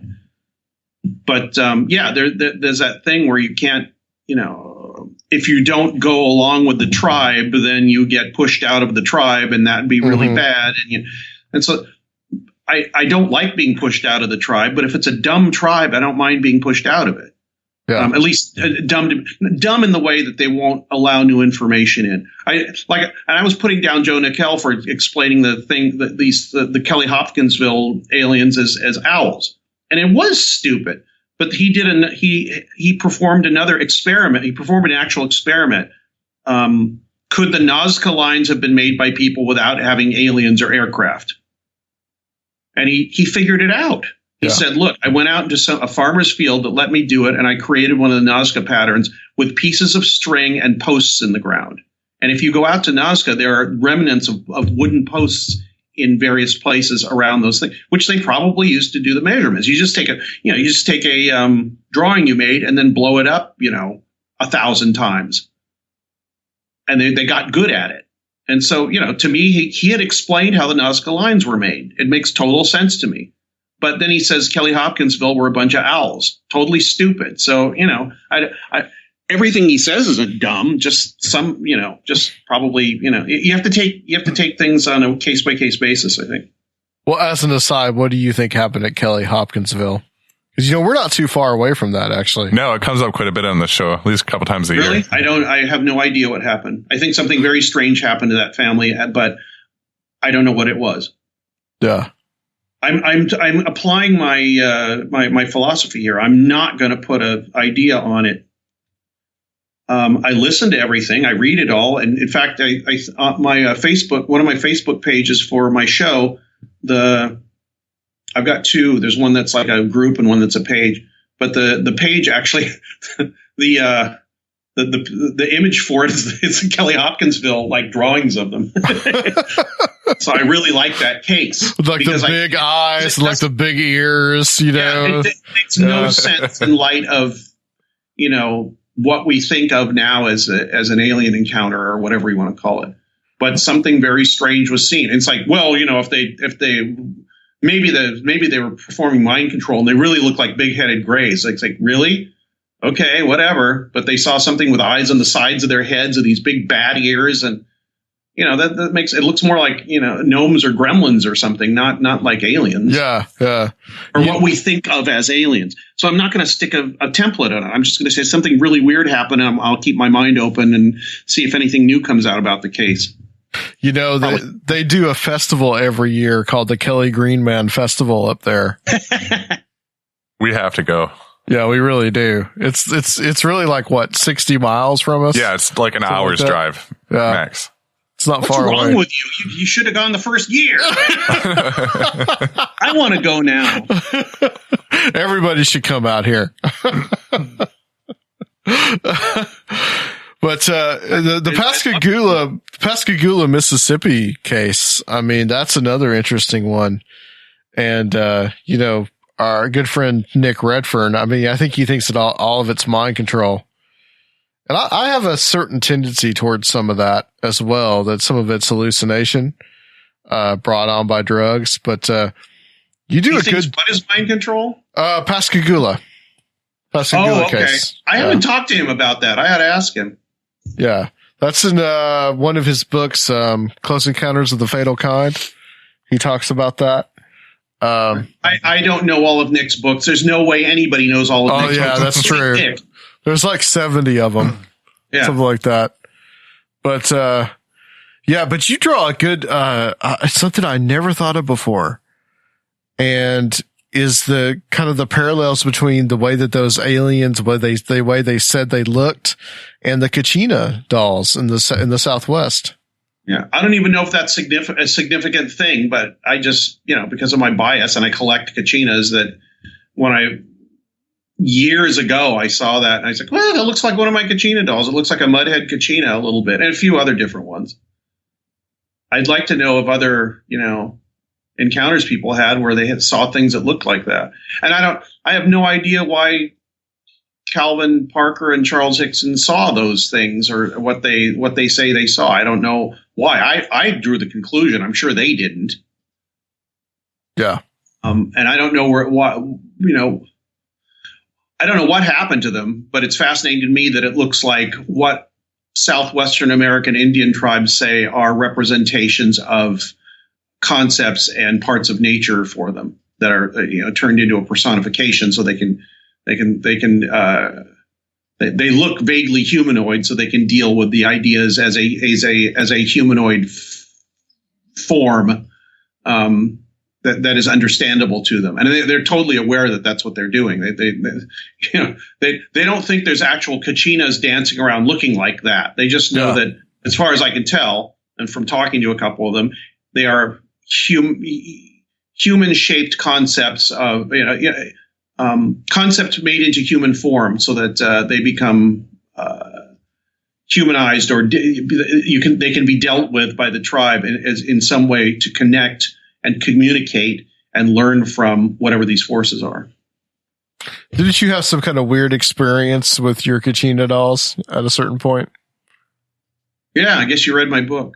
When I was working on the magazine, the Kachina dolls were in a bookcase, and there are books all around. And then couple of the shelves, there was two across, and two of the shelves across were my Kachina doll collection. And at 2, 3, 4 in the morning, when I'm working on this, I started hearing a scratching noise coming from the Kachinas, and it wasn't inside the wall, and it wasn't even a scratching noise. It was as if you took a little tiny sliver of wood or bamboo and started flicking it with your fingernail. That kind of a noise. And the things are made out of wood, so I guess so, but I couldn't see them moving. And every time I would look at the shelf, even turning to look at the shelf, the sound would stop. The first few times I went up to look at it, and then finally I just sat because it was like 5 feet away from me. I just turned and look at it, and the sound would continue maybe for a couple seconds. It would stop. I hadn't even made a sound. I just turned my head. At least this is how I remember it. Anyway, and I took the Kachina dolls away, and people saying, well, maybe it was mice in the walls or something. Like, I don't think so. I took the dolls away. I put them in a box or something to see what happened, and the noise stopped. And I put them back, and it started up again. Strange. So I don't know what that was. A lot of the weird stuff that happened to me happened while I was learning, and my mind was expanding, and I was meeting more people, and this was becoming a big part of my life. All the weird stuff happened then. Once I kind of got used to it, yeah, and writing more, and especially after Project Beta, a lot of the little weird experiences stopped happening to me. Yeah. So, it was a time, and I'll probably talk to Jeff Ritzman about that tonight. It was kind of a liminal time of my life when I was transitioning from one time of my life to another. Yeah. I was going to bring that up. His whole concept of course, I've heard him on Where Did the Road Go? This whole concept of liminality. Damn it. I got to find something new to talk about with him tonight. just that you are in between. You're in between these two states. I was neither here nor there, and that was reflected in my weird experiences. Yes, I totally agree with him on that. I think he's totally onto something. And in haunting cases, you will have these times when people are doing renovations. They buy a home, they don't like the way the home looks, so they decide to renovate. And then there's that's a liminal state too. And usually in those times, the renovation is going on, the haunting, paranormal activity increases. So yeah, there's definitely something to that. And maybe we influence that in a way ourselves. Yeah, well, that's my co-creation thing. Yeah. What does that mean? Liminal time? Like, it's like in between. Because there's a Celtic. They talk a lot about that in old Celtic beliefs. So like the time between times, or like dawn and dusk being real important, or it's a transitional time where things don't have the definitions that they usually have, and definitions can be open, and therefore weird stuff happens because the definitions aren't defined at that time. I got you. Even localities like the edge of a forest and stuff would be considered sort of like a sacred kind of a thing. Yeah, the word liminality comes from Latin limen, meaning a threshold. Yes. Oh yeah. Thank you. So interesting. Look that up on the Book of Knowledge. One thing I wanted to ask you about, and this has come up at a lot of my show, other shows as well. What about the role of the occult in some of this stuff? Do you see any connection there? I mean, of course, the famous one being Lamb, I guess, the little gray alien or proto-gray alien. But do you see any connection between magic and these kind of experiences? Yeah, I think you can. I think by in changing your mind and your environment, you can cause things to happen, and this is what Western occult magic does. That's the goal of it, is to change reality to conform to what you want it to be. And not in and for the best things would be not in a greedy way, but to do what you're supposed to be doing. I think that's the main goal. People don't think about that. It's like, my idea is when people get into the Golden Dawn, the first thing they ask is, when can I smite? And that's, you're already down the wrong path there. The thing that the goal of everybody's life should be, what am I doing here? Figuring that out, which is probably the biggest one. Why am I even here? And then when you find out why you're here, follow the damn thing, because you're only here for a certain amount of time. So if you're here for that, whatever that thing is, do that thing. And I think that's what the Western magic occult systems are for. That's my idea of them. And while you're doing that, I think that if you understand yourself better, I think you can understand some of the weirdness better too, or how you relate to it, or how it relates to your life, or if it's relevant. And once you find out that relevance and the relationship, I think you have a better understanding of it. That in really broad strokes, I think that's how it's related to paranormality. And in not so broad strokes, I think it can be used as a research tool. I was at the UFO convention when I got to the end of my talk, and they said, well, one guy said, you talk about all this stuff about how things should change and how we should be more involved in what we do and have less of a preconception about what it is. Well, do you have any suggestions to how to do that? And I said, yeah, I do. And a lot of people don't like it, but one of the ways may be through divination and those kind of methods from esotericism. And I got a round of applause from a few people.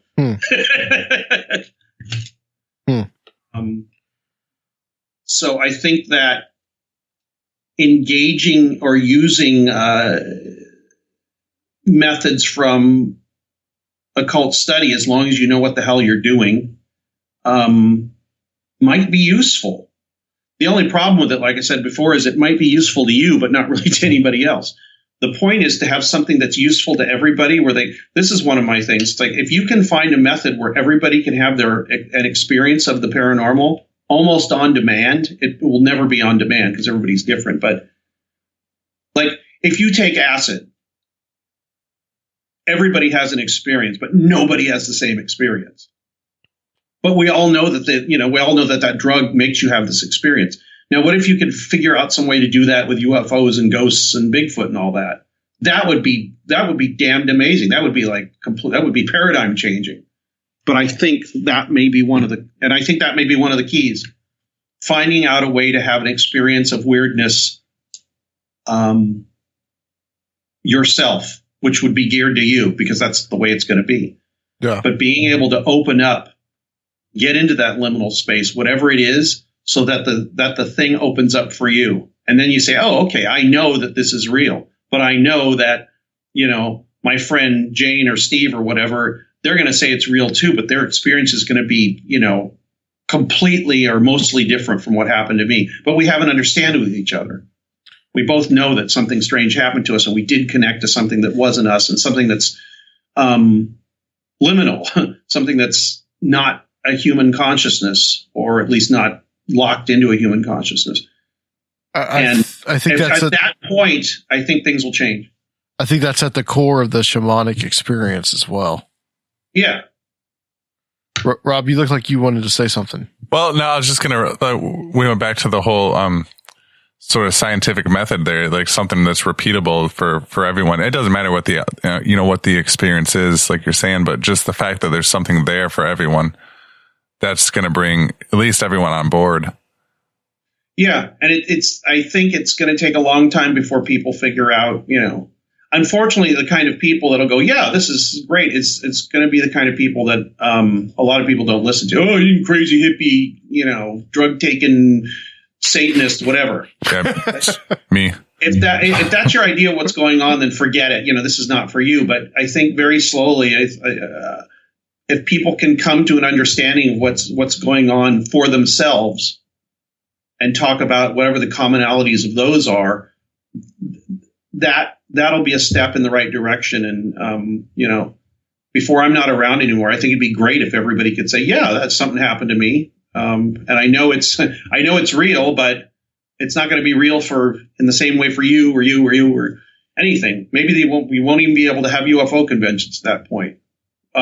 So what? Yeah, exactly.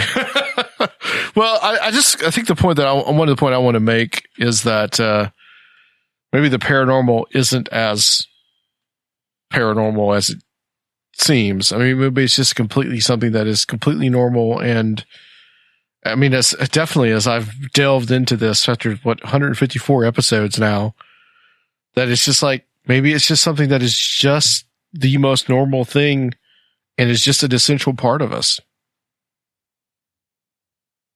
Yeah, I think so. I look at it as like psychic functioning, maybe. It's like some people are good at it and some people aren't. Some people know how to do it, some people don't. Some people do it accidentally and come into it that way. But anybody that's had an experience with it, like if you've seen a ghost, you know in a very deep way that you've seen something that you shouldn't have seen that doesn't really make any sense to most people. Mm-hmm. And the only way that somebody will 100% believe you is if it happens to them too, but they're not going to have the same experience.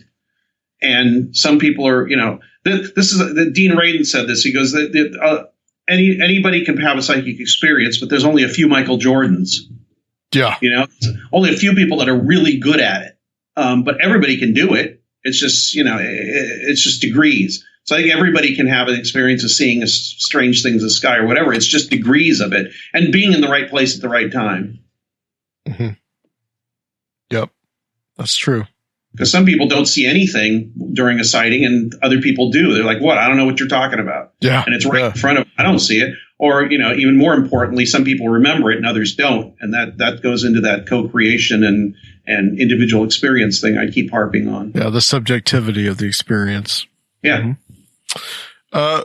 Well, Greg, I know that you are going to be, and we are going to be, we're going to make the official announcement, but we are going to be in Roswell, New Mexico. Woohoo! In July, actually end of June, beginning of July. Our good friend Guy Malone, who's been on this show several times, he's going to be putting on a conference out there.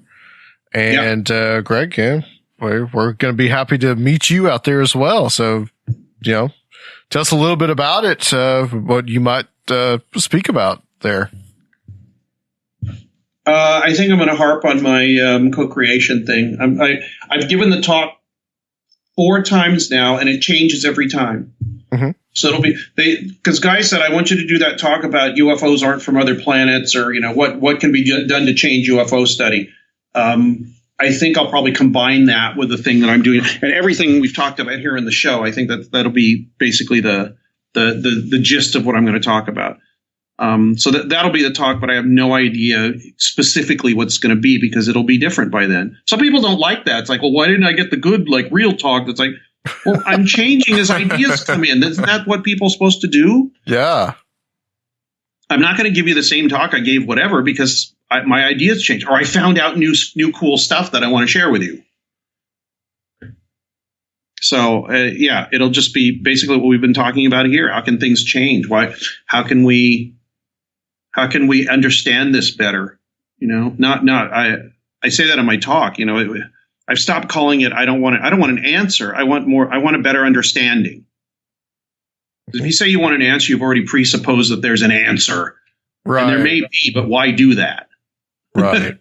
It's going to be it's going to be an interesting conference because I know that, Guy, he comes from a Christian point of view, and he's got a couple of other people there, like Dr. Heiser and maybe one other person. But then he's got you and Nick Redfern as well. So I think it's going to be an interesting combination at that conference. And my idea is if you've got a belief system that you're shoving this through, you're holding yourself back. Yeah. And I will say that during the conference. I don't really mind if people say whatever they're going to say, but my idea is a belief system shuts everything down. You're already locked into one room. And as we know from looking at this, there are an infinite number of rooms in it. Mm-hmm. That's very true. It's very true. Well, Greg, where can people contact you? Where can people get the book? Well, you can go on Amazon and get it, or the Kindle is good because it's got 70 extra pages that are not in the print edition if you want to get that too. Uh-huh. Also, and it's got links in it and color illustrations that I couldn't put in the regular book. Also, I get a better cut from that one than I do from the actual printed one, strangely enough. And Lulu has it too. That's the print on demand that I used. My show is Radio Mysterioso, RadioMysterioso. That's at RadioMysterioso.com. And archived there, you can go back 60, 80, I don't know how many. I've probably got a couple hundred shows. I don't know. Archived there. And you can listen to any of them at any time, download them, whatever you want to do. And I'm having a live show tonight. And most Sundays I have something, whether a live show or something I've recorded or whatever. Sunday nights, 8:00 Pacific. Okay. Excellent. And, it's got the introduction and the picture of the infamous Criswell from Plan 9 from Outer Space, Ed Wood fame. Yes, I've been a fan of that movie since the early or mid 80s when I first saw it on cable TV. And I had a religious experience. I said, this is one of the stupidest and best things I have ever seen. The honesty of the stupidity stunned me. It is a classic. Classic for sure. And the Tim Burton movie I thought was absolutely 100% exactly the way I thought about Ed Wood. Yeah. And that the thing is, like, it's so stupid and so on. But he was completely unaware of how ridiculous and silly what he was doing. He didn't care. He just did what he did. And almost nobody does that. Yeah. People exactly. far more talented than Ed Wood have done nothing. Yeah. So it's just an encouragement. Even if you're doing something stupid, go ahead and do it, because you may stumble into greatness.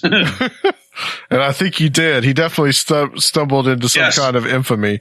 I just love the part in the Ed Wood in the movie, the Tim Burton film, where he talks to Criswell and he asks him, "How did you know we were going to live on Mars in the future?" And and Criswell says, "I made it up. It's bullshit." I have a book called Criswell Predicts Your Future to the Year 2000 or something, signed by Criswell. Really? I have a signed Criswell book. So we're supposed to be living on Mars by now, right? Is that what it is? Yeah, and there's supposed to be nudist cities and all kinds of stuff. Well, that's not so bad. No, it wouldn't be bad at all. You can go to if you ever go to LA, his grave marker, I think he got cremated, but his grave marker is right near the Burbank airport. Really? All it says is Criswell predicts Jaron Criswell King and his birth and death dates. That's all on a little tiny brass plaque. He didn't have much money when he died. I'm surprised there's not a Criswell museum. There should be. Don't stop it. I don't have the money for it. All right, Greg. Thank you so much. Guys, we're going to close this section out. Greg, stay on the line for us, and we will be right back on Conspirinormal. Tarot is the art of using cards to peek into the mysteries of the world around us. Have you ever wanted to try tarot to learn more about relationships, work, or finances? Maybe you don't know where to start or feel self-conscious going into one of those parlors. Try Ask Shuffle Cut, a great way to try tarot over email. Check us out at askshufflecut.wix.com/tarot. That's askshufflecut.wix.com/tarot. So I love the idea of taking like a random word generator and compiling like several paragraphs of like random words and then reading through them and writing down. The hardest thing for me ever, whether it's like a song or a podcast or a band or a book or anything, is just the name. Like I've written so many songs where it's like the songs themselves, it's like, way more words and they just come flying out and then it's time to name it and it's like, crap. Like I love that idea. Yeah, no, I hear you. It took me a while, like when I first tried to find a name for this show. And I was like, well, what am I going to call it? Like, I wanted to find something that like sounded like fairly original. And then I thought of it and I was like, oh, that's perfect. It just kind of came to me. But, yeah, I hear you. That would be a good way. That would be a good like exercise to do. Kind of it's brainstorming exercise. And it's kind of like like he said, like Greg said, letting your subconscious kind of come up with it on its own. And right, exactly. The Booby Bungalow Show. That's what it should have been called. Movie Bungalow Show. The Booby Bungalow Show. That would have made you more interested, right, Luke? Yep, totally. Totally. I think there was a place called that here that closed down a long time ago. I remember a radio station talking about the Booby Bungalow or something like that. It was like a Hooters. It's got to be in your mind somewhere, right? Maybe it was in my dreams. It could have been. It could have been. I mean, I'm having a serious case of the yawns over here. I don't know what's going on. I guess I'm more tired than I thought I was. But, Luke, did you enjoy your nap as usual? I did. Conspirinormal means nappy time for me. Nap time. It's Luke's break from reality. He takes a nap and then he goes and gets Taco Bell and it's a great day out. I've got a towel with my name on it that I wrote with a Sharpie but first I had to practice on big boy paper. And I lay it out on the ground. So what kind of guests would you like what kind of guests would like most interest you? Like what would be like the topic that would be most interesting to you? Yeah. Well, I don't know. The evolution of metal. Yeah, there you go. I guess like someone in a metal band or someone in a metal band or Satan. Or maybe like a porn star or something like that. Definitely. We'll never get Satan. I would stay awake for that. Or a satanic porn star. Oh man. Who listens to metal. Now you're speaking my language.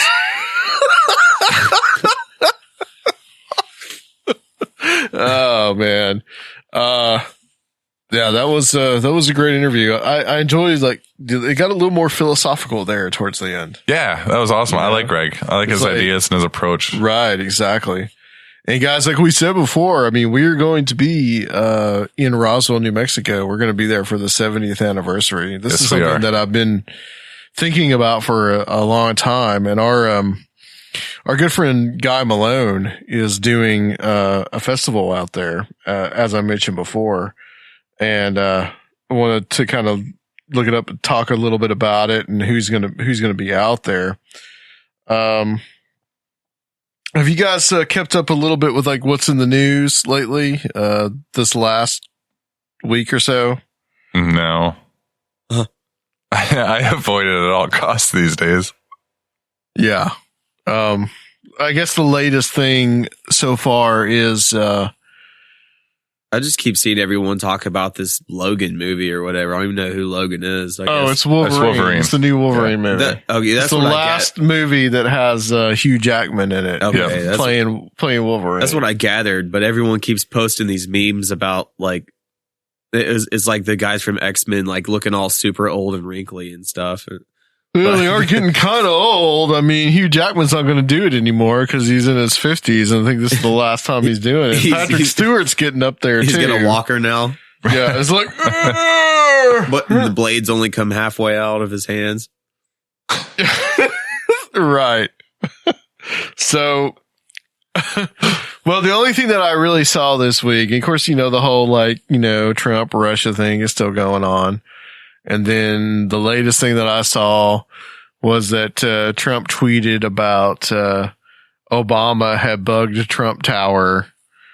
And so far, that's the latest issue. It just keeps getting worse and worse. And things keep getting dumber and dumber.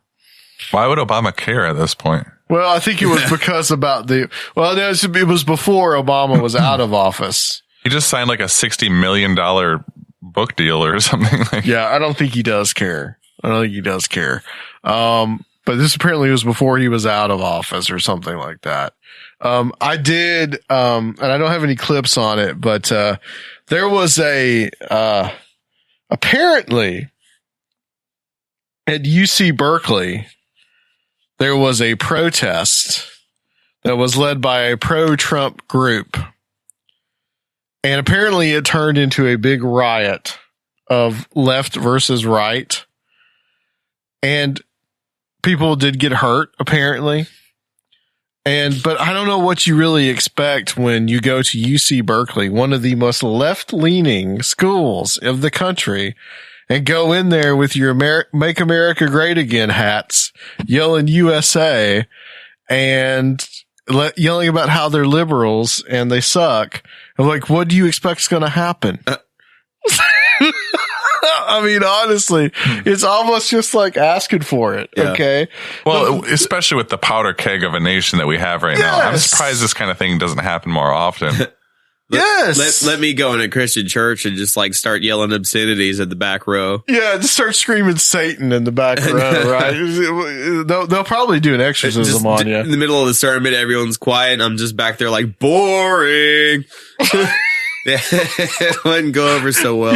Yeah. It's like just walking into the fire. Well, like actually the funniest part of this whole thing was that, when it became an open fight, there was a guy, okay, that had like this red, white, and blue helmet.